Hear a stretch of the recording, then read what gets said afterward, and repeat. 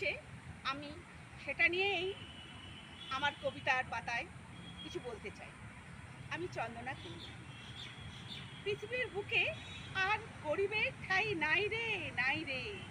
ভাবছি চাঁদের মাটিতে দুগজ যদি জমি যেন আমি পাই রে। এমন দিন এসেছে ধনীদের জুটছে না মুখে অন্ন, আর গরিবের পেটে অনাহার অতিষ্ঠ পণ্য। বাজারে দর ছুটছে আগুন, ভরে না পেট, 500 টাকার ব্যাগটাও ভরে না। জিনিসের চড়া দাম, দিনের রোজগার 200 টাকা, খাবো না মাথায় দেব। পৃথিবীর বুকে আর গরিবের ঠাঁই নাই রে, নাই রে।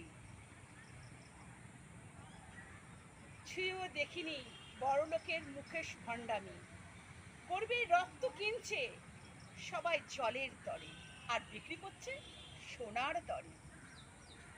এত সস্তার বাজারে গরিবের ধন নিচ্ছে লুটে বড়লোক একই সাথে।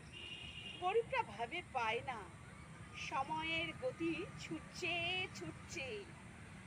গরিব ভাইরা নিজেদের দলের মধ্যে শুধু করছে লড়ালড়ি। তারাই ভুলে গেছে গরিব ভাইটি আমার পাশে থাকবে বিপদে আপদে। মিথ্যে প্রতিশ্রুতিতে ভরে গেছে নেতাদের মিছিল। সামাজিক উন্নতর আড়ালে একজন মিথ্যে ঠকবাজি। জগৎ আজ বিপদগ্রমী, ভুলিয়ে তার কক্ষ। মুখের ফেনা উঠিয়ে দিচ্ছে ভাগ্য, ভাগ্যের কথা বলে।